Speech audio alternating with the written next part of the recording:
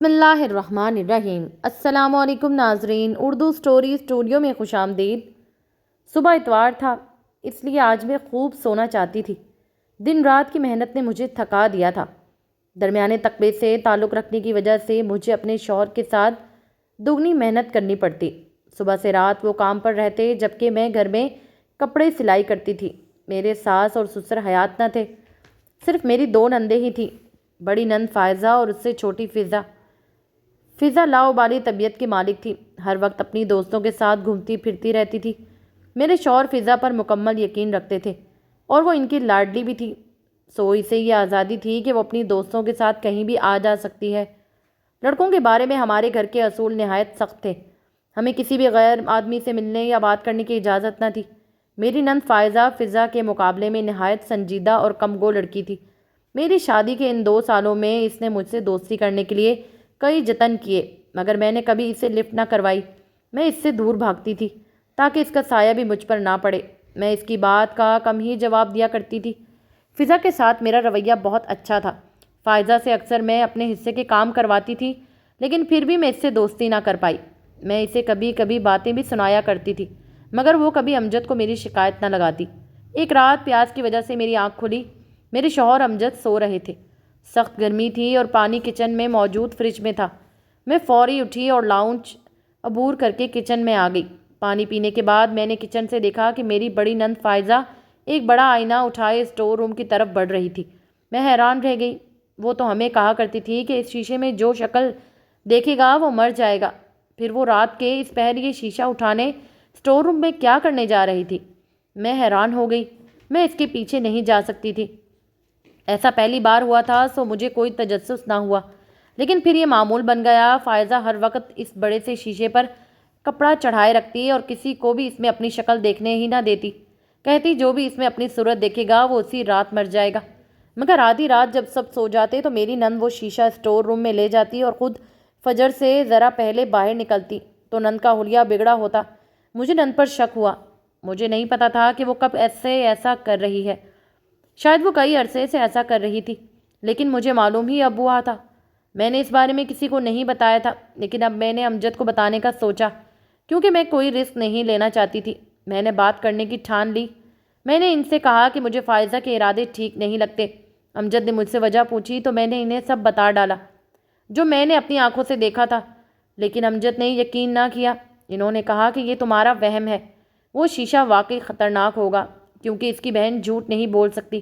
امجد میری بات کی پرواہ کیے بغیر مجھے ڈانٹ کر کام پر چلے گئے۔ امجد اور ان کے خاندان والے ایسی چیزوں پر یقین رکھتے تھے، لیکن مجھے اس بات پر مکمل یقین نہ تھا تو میں حقیقت کا کبھی معلوم نہ کر پاتی۔ اس لیے میں نے فائزہ کے سامنے کوئی ایسا ویسا سوال نہ کیا جس سے وہ میرے بارے میں مشکوک ہوتی۔ امجد کی موجودگی میں یہ کام نہیں کر سکتی تھی کیونکہ ان کی نیند کچی تھی۔ اگر ان کو پتہ چلتا کہ میں ان کی بہن کی جاسوسی کر رہی ہوں تو وہ بہت برا کرتے۔ میں ان کے کہیں جانے کی دعا کرنے لگی اور اتفاق سے امجد کو 10 دنوں کے لیے کام کے سلسلے میں دوسرے شہر جانا تھا۔ امجد کی موجودگی میں یہ کام سر انجام دینا کٹھن تھا، سو میں نے ان کے جانے پر خوش تھی کہ چلو رات تک تو پہنچ جاؤں گی۔ جلدی جلدی میں نے انہیں رخصت کیا۔ میں پرجوش بھی تھی۔ ان کے جانے کے بعد میری آنکھ لگ گئی اور جب کھلی تو صبح ہو چکی تھی۔ میں فوری اٹھی اور فائزہ کے کمرے کا رخ کیا، مگر وہ کمرے میں سو رہی تھی اور اس کا حلیہ بھی درست تھا۔ مجھے خود کے سونے پر غصہ آیا۔ میرا یہ دن ضائع ہو چکا تھا۔ کل پیچھا کرنے کا سوچ کر میں دوبارہ کمرے میں آ گئی۔ اگلے دن اللہ اللہ کر کے آدھی رات ہوئی۔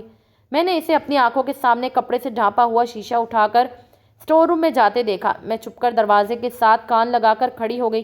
مجھے دھیمی دھیمی سرگوشیوں کی آوازیں آنے لگی۔ مجھے چھوڑ کر مت جاؤ، پلیز مت جاؤ، چھوڑ کر۔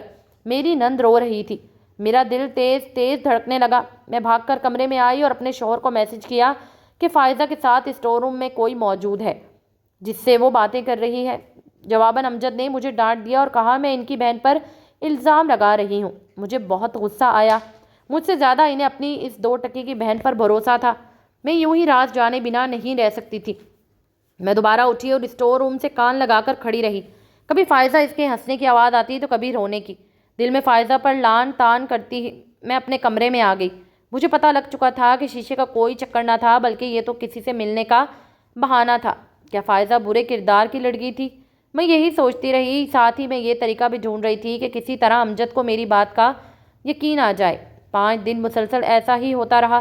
میں کان لگا کر اس کی باتیں سنتی اور پھر امجد کو بتاتی، پر وہ میرا یقین نہ کرتے۔ میری دوسری نند فضا کو کچھ بھی معلوم نہ تھا۔ میں نے یہ سب فضا کو بتانے کا سوچا، کیونکہ اگر وہ امجد سے بات کرتی تو وہ جھٹ سے سچ مان لیتے۔ فضا کو جب میں نے ساری بات بتائی تو اس نے مجھے بتایا کہ 1-2 بار اس نے بھی ایسا ہی دیکھا ہے۔ مجھے بہت خوشی ہوئی اور میں نے اسے کہا کہ وہ امجد سے بات کرے۔ اس نے ایسا ہی کیا۔ فضا کے بتانے کے بعد امجد کو بھی فائزہ پر انتہائی غصہ تھا۔ وہ بھی سمجھ چکے تھے کہ فائزہ آئینے کے بارے میں جھوٹ بول کر ہماری آنکھوں پر پٹی باندھا کرتی تھی۔ اگلے دن پھر ایسا ہی ہوا۔ میں اب تنگ آ چکی تھی۔ جب میں فائزہ سے بات کرتی تو وہ آگے سے جھوٹ بولتی کہ وہ رات کو اٹھ کر کہیں نہیں جاتی۔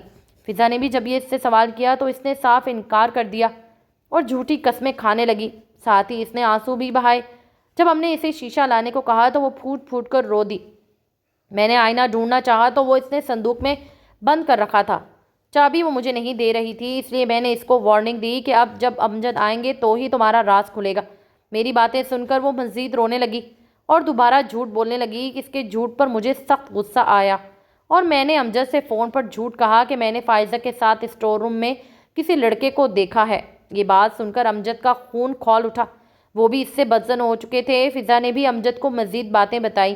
انہوں نے فیصلہ کر لیا تھا کہ اب وہ فائزہ یہاں نہیں رہے گی۔ وہ ایسی گری ہوئی لڑکی کو یہاں رکھنے کے حق میں نہیں تھے۔ اس کے باوجود فائزہ باز نہ آئی اور وہ روز رات کو اسٹور روم میں جاتی اور اندر سے دروازہ لاک کر دیتی۔ میں نے امجد کو جلدی گھر آنے کا کہا۔ میرے اصرار پر وہ اگلے دن گھر آ گئے۔ انہوں نے آتے ہی 7 فائزہ پر سوالات کی بارش کر دی۔ انہوں نے اسے بد کردار بھی کہا۔ میں کھڑی خوش ہوتی رہی کیونکہ مجھے اچھا لگ رہا تھا۔ جو مجھ سے جھوٹ بولتا ہے میں اسے تکلیف میں دیکھ کر خوش ہوتی ہوں۔ ایک بار پھر فائزہ جھوٹ بولنے لگی کہ وہ رات کو کہیں نہیں جاتی۔ میں اس کے مسلسل جھوٹ بولنے پر حیران تھی۔ امجد بہت غصے میں تھے۔ کچھ سوچ کر میں انہیں کمرے میں لے آئی۔ میں نے ان سے کہا کہ مجھے ایک موقع دیں، میں خود بات کی تہہ تک جانا چاہتی ہوں۔ انہوں نے مجھے اجازت دے دی۔ میں خوش ہو گئی اور اگلی رات کا انتظار کرنے لگی، لیکن اگلی رات پھر میں پتہ نہ لگا پائی۔ میں اندر جانا چاہتی تھی مگر اندر سے دروازہ لاک تھا۔ مجھے اندر سے فائزہ کی آوازیں آ رہی تھی۔ میں نے فضا اور امجد کو اٹھایا اور ان سے کہا اندر فائزہ کے ساتھ کوئی ہے۔ ان دونوں نے کان لگا کر سنا تو انہیں بھی آوازیں آنے لگی۔ امجد کا چہرہ غصے سے سرخ ہو گیا۔ وہ دروازہ کھٹکھٹانے لگے مگر اندر سے کوئی آواز نہ آئی۔ وہ کسی نے دروازہ کھولا۔ میں امجد اور فضا کو فائزہ کے خلاف مزید بھڑکانے لگی۔ وہ مکمل طور پر اس سے بدظن ہو چکے تھے۔ اسٹور روم میں ایک کھڑکی بھی تھی جو باہر کی طرف کھلتی تھی۔ جیسے ہی فائزہ نے کھولا اس کا حلیہ بگڑا ہوا تھا۔ اس کے بال بکھرے ہوئے تھے اور آنکھوں سے کاجل بہہ چکا تھا۔ وہ شیشہ کپڑے سے ڈھانپ کر باہر نکلی۔ اس کے نکلتے ہی امجد کمرے میں گئے تو اندر کوئی نہیں تھا۔ انہوں نے یہی اندازہ لگایا کہ جو بھی تھا وہ اس کھڑکی سے باہر گیا تھا۔ فائزہ ہم سے نظریں چرا کر کمرے میں گئی اور اس کے شیشے کو صندوق میں رکھ دیا۔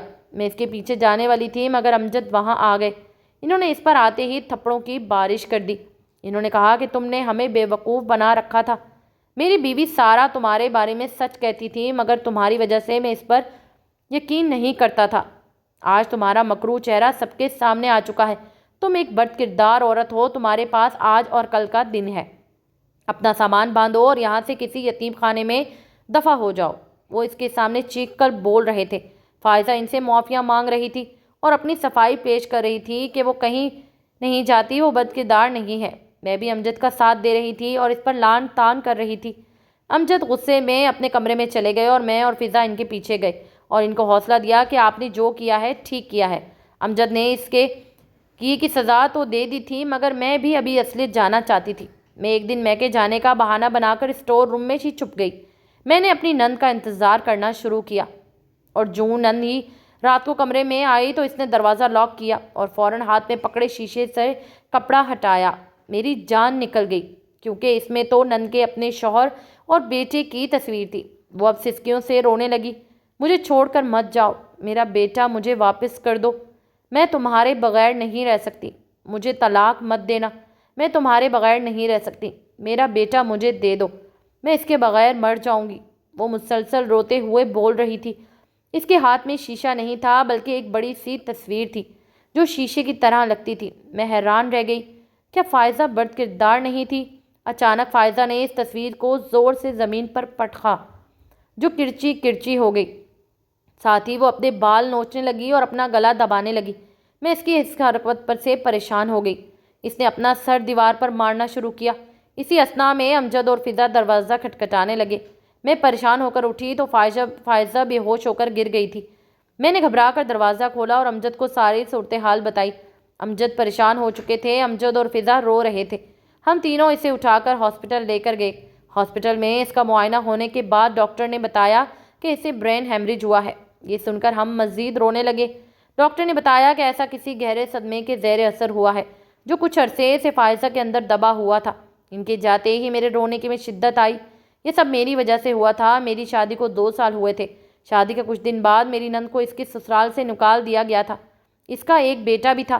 اس کے شوہر نے اس سے طلاق نہیں دی تھی۔ یہی وجہ تھی کہ میں فائزہ سے دور دور رہتی تھی اور میں چاہتی تھی کہ اس کا سایہ بھی مجھ پر نہ پڑ جائے، جس وجہ سے میرا اور امجد کا گھر بھی برباد ہو۔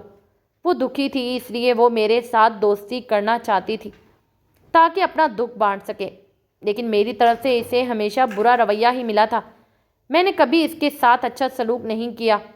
اگر میں بر وقت اس کے ساتھ اچھا سلوک کرتی تو آج اس کی یہ حالت نہ ہوتی۔ ساتھ ہی میں نے فائزہ پر الزامات بھی لگا دیے اور امجد اور فائزہ کو بھی بدگمان کر دیا۔ یہ سب میری وجہ سے ہوا تھا۔ میں ہاتھ اٹھا کر رب سے اس کے ٹھیک ہونے کی دعا کرنے لگی۔